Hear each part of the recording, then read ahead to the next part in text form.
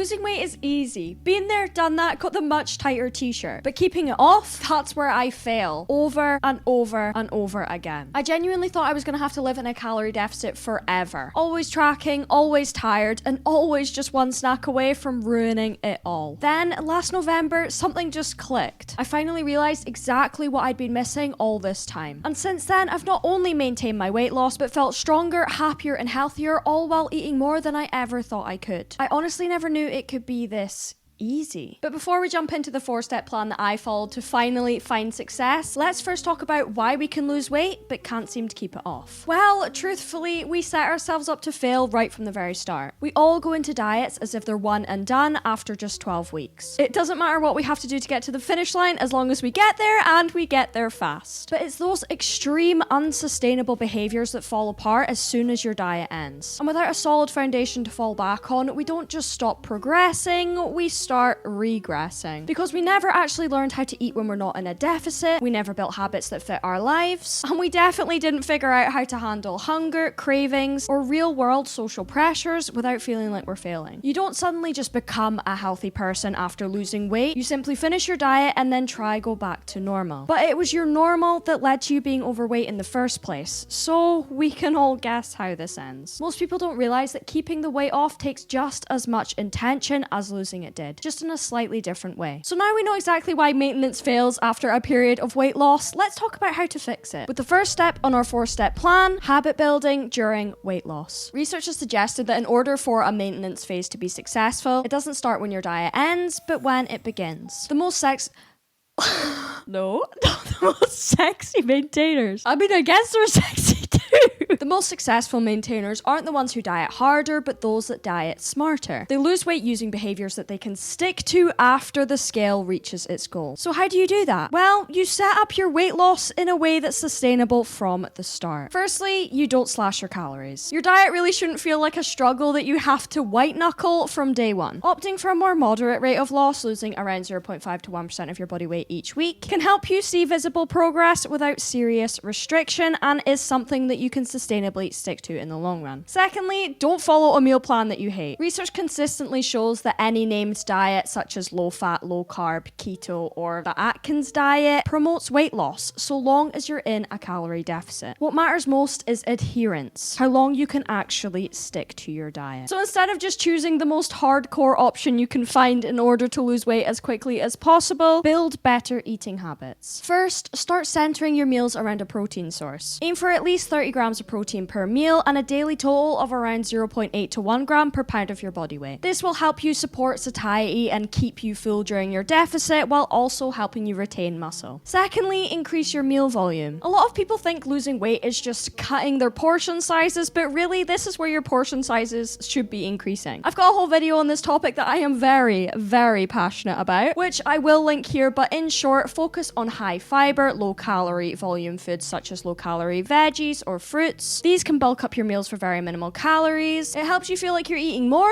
even though you're eating less. And third, find smarter ways to eat your favorite foods. Just because you're in a deficit doesn't mean you can't eat your favorite foods. You just need to change it up a little bit so it fits within your calorie budget. For example, swapping your high fat ingredients for lighter ones, choosing carb sources that help you feel fuller for longer, such as oats or potatoes, instead of more instantly digesting carbs like white rice. And if you have cravings such as chocolate, adding it to a meal helps you scratch that craving without overeating. And something that's really helped me is just bringing the vibe of the meal that I'm craving into the current meal I'm eating. Because sometimes I've noticed that it's not the pizza itself that I'm craving, but the cheesiness, the tomatoiness, and the crunch. So if I can recreate that into a smarter version that can fit my calorie budget on a more regular basis, then great. Craving satisfied. But sometimes you do just want that pizza. And in that case, I will simply just take the calorie hit, banking some calories earlier in the day to make sure I hit my protein goal and that the pizza isn't going to blow my calorie deficit out of the water, and then I eat it guilt-free. Because during your deficit, your goal isn't to eat perfectly all the time, but to eat in a way that still works even when life isn't perfect. And the third habit that you should start building within your deficit is not punishing yourself with excess cardio. It's very tempting, believe me, to join the I Wear Stairmaster Club on TikTok. But if you can't see yourself maintaining that level of punishment in 6 months, don't start it now. Cardio does of course drop when you go into your maintenance phase, but it drops from whatever foundation you've already built. So if you build that foundation on something that you resent, even with the reduced cardio, it's not going to stick. Instead, pick a form, duration, and intensity that you can realistically keep up in the long run. Low intensity daily movement such as 30 to 60 minutes of walking each day, or a step goal such as 10,000 is easy for most people to maintain and doesn't require a lot of physical exertion to carry out. So set this as your foundation. Then if you've got the energy, time, or genuine enjoyment for it, add 2 or 3 more intense cardio sessions per week on top of that. Things I do personally are running and Stairmaster, but research shows that you're more likely to keep up with things that you actually find interest in. So if tennis floats your boat and gets your heart rate up,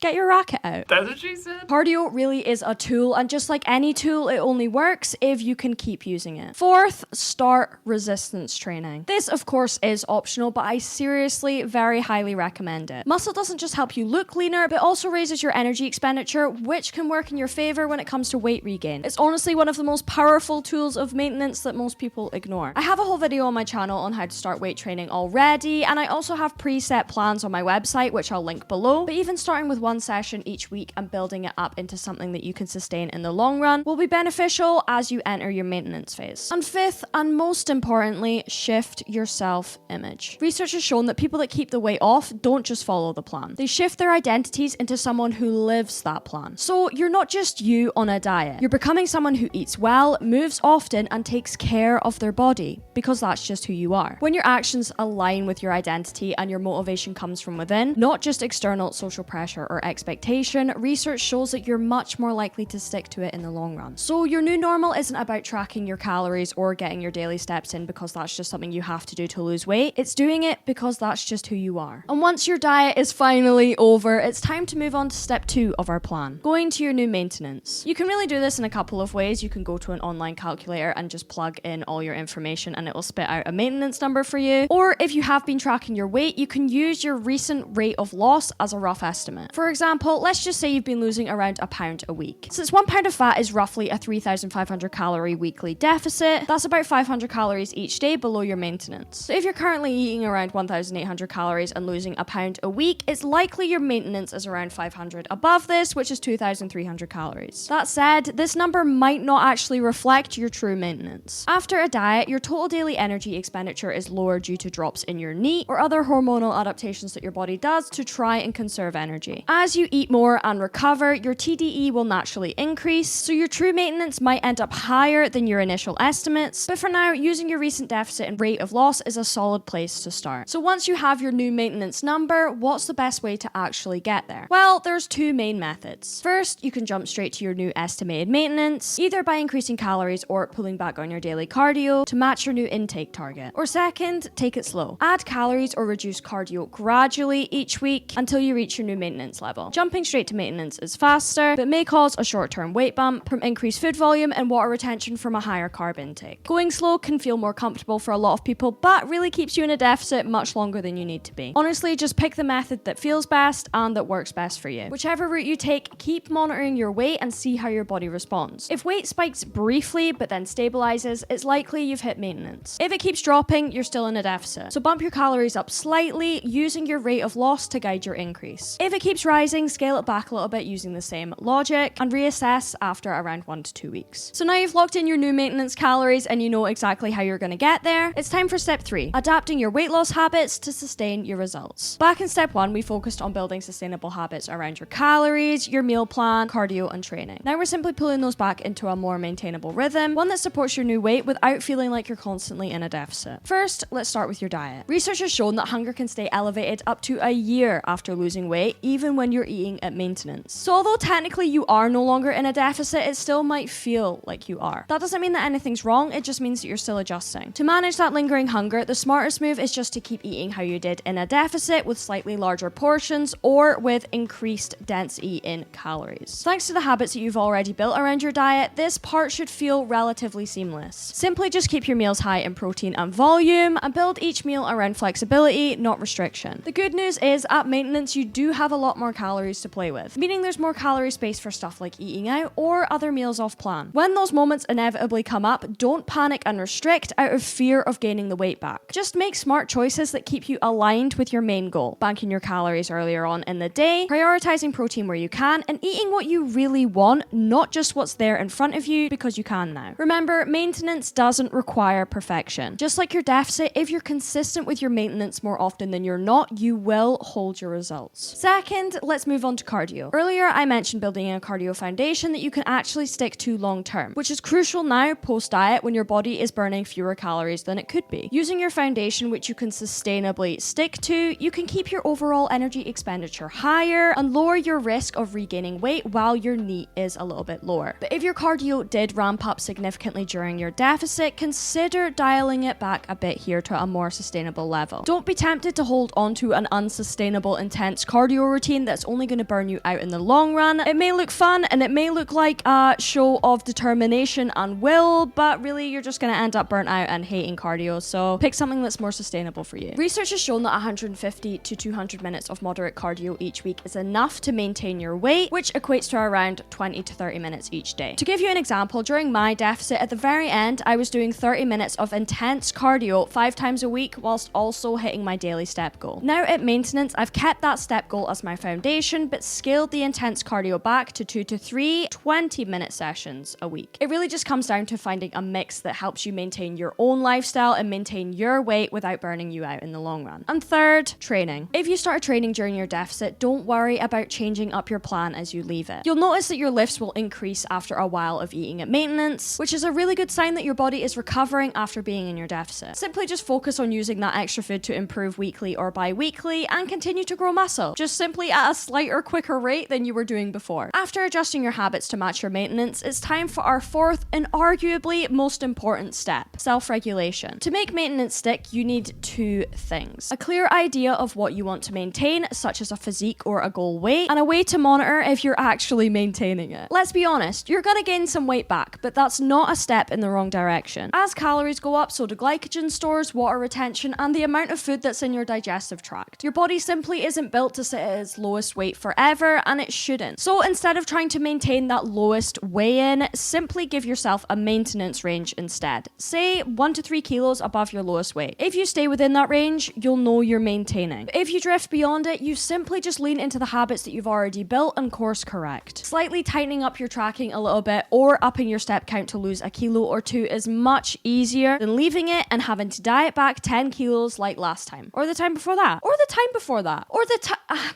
You get it. But doing this kind of self-regulation doesn't require you to obsessively weigh in on the daily or track every single calorie forever. It just requires some consistent checking in. This can simply be tracking your food, even just loosely to know if you're in the right range, monitoring your weight enough to get a weekly or monthly check-in, or simple feedback cues like how your clothes are fitting or your performance in the gym to know if you're staying within your set range. Remember, maintenance is a skill like any other. It takes time, but eventually it does just become a part of who you are and what you can do. But that is all I have for you guys today. Please let me know down below if you found this video helpful or if it shed any light on how to maintain your physique after weight loss. Don't forget to like and subscribe while you're down there and join us Pookies. But hopefully I will catch you guys in my next one.